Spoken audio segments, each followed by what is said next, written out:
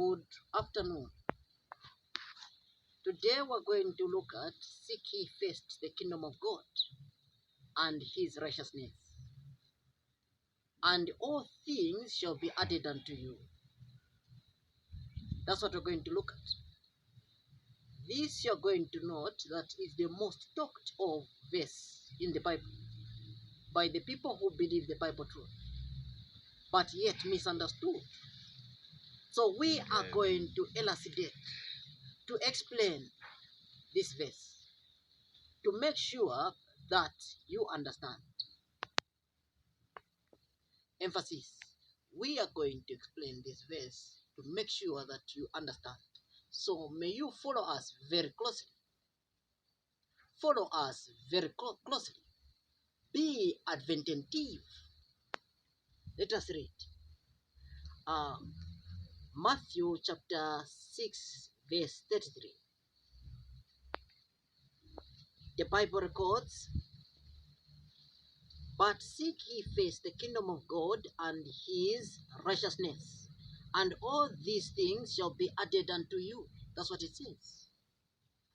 All these things shall be added unto you. What do you seek? What do you seek first? The kingdom of God.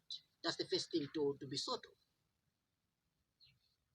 And what? And his righteousness.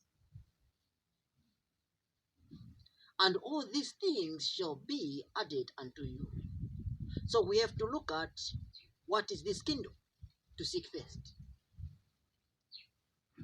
And his righteousness. That's what we have to look at. So then, what does it mean to seek ye first his kingdom and his righteousness? Let us go to Micah chapter 6 verse 5. Micah chapter 6 verse 5.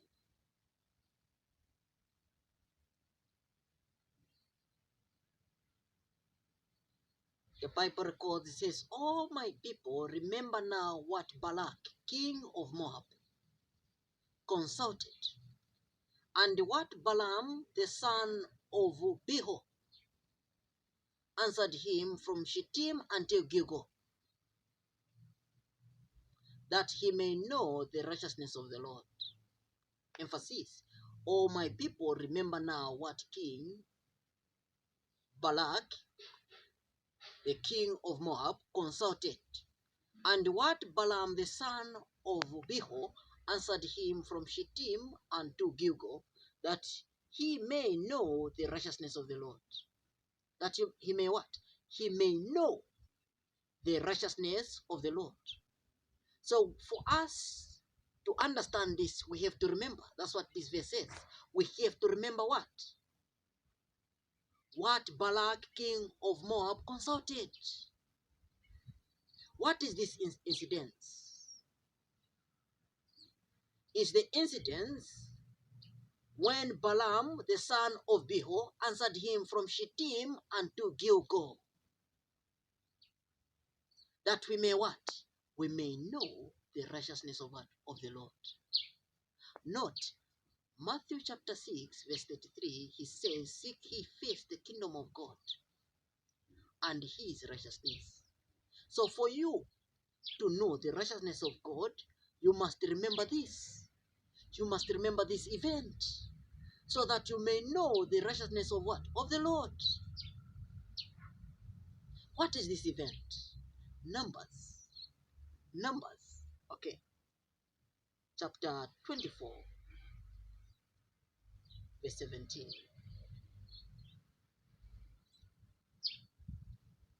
It says, "I shall see him, but not now. I shall behold him, but not nigh.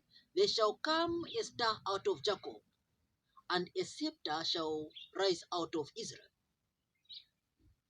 and shall smite the corners of Moab, and destroy all the children of Seth." So who is this star that shall come out of Jacob? Is of course Jesus Christ. Then who is this scepter? What is a scepter? It's a rod. Who is this rod?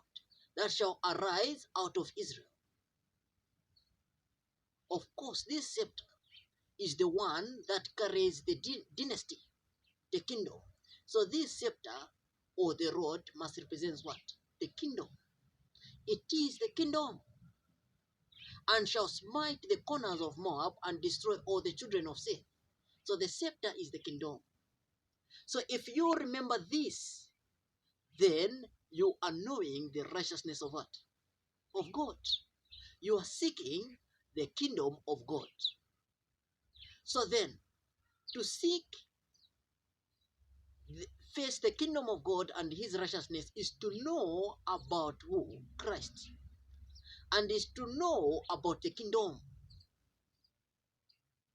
That's the reason in Matthew chapter 24, verse 14, the Bible records, it says, when, let me read, Matthew 24, verse 14, the Bible records, says, and this gospel of the kingdom shall be preached in all the world for a witness unto all nations, and then shall the end come.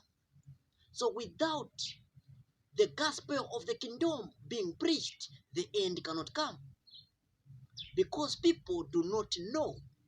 They are not seeking first the kingdom of God and his righteousness. So therefore, the kingdom cannot come. The end cannot come. So then, you have to understand this, that seeking first the kingdom of God is praying and working hard for the kingdom to come and to know Christ. So what is this scepter? It is the kingdom. Jeremiah chapter 30, verse 3. Jeremiah chapter 30, verse 3.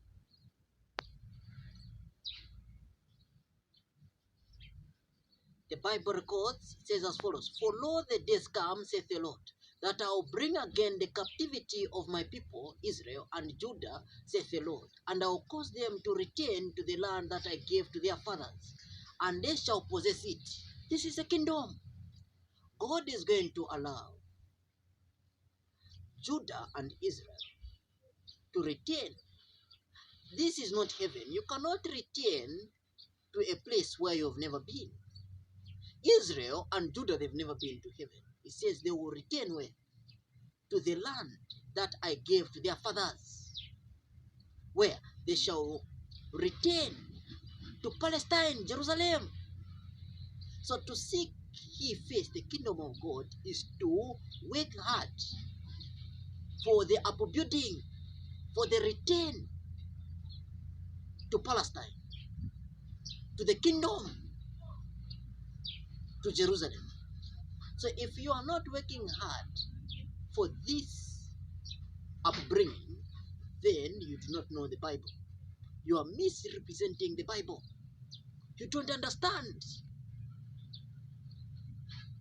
Okay. That's the reason in Daniel chapter 2, verse 44, the Bible has this to say. It says, and in the days of these kings, what days? In the days of these kings, the kings of this world, shall the God of heaven set up a kingdom. This is not in heaven, it is in the days of these kings. The 10 toes. Before the second coming of Christ. We shall never be destroyed, and the kingdom shall not be left to other people, but it shall break in pieces and consume all these, what? All these. The 10 toes kingdom. And it shall stand forever. So this is in this time. And this stone, we know, it came out of the mountain. That is verse 45. It says, for as much as thou sawest that the stone was cut out of the mountain without hands, and that it brake in pieces the iron, the brass, the clay, the silver, and the gold, the great God hath made known to the king what shall come to pass hereafter. and the dream is settled, and the interpretation thereof sure. That's what it says. The interpretation is sure. So you cannot dodge this. You cannot run away from this.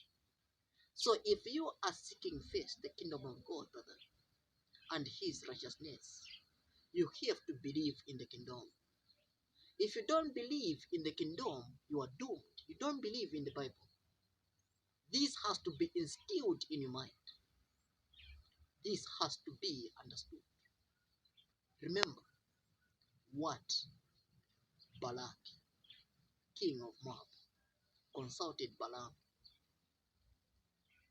Okay, the verse that we are from reading, so that you might know the righteousness of God and his kingdom. So then, in short, the whole essence of the Bible is to know about his kingdom. End of presentation. Thanks.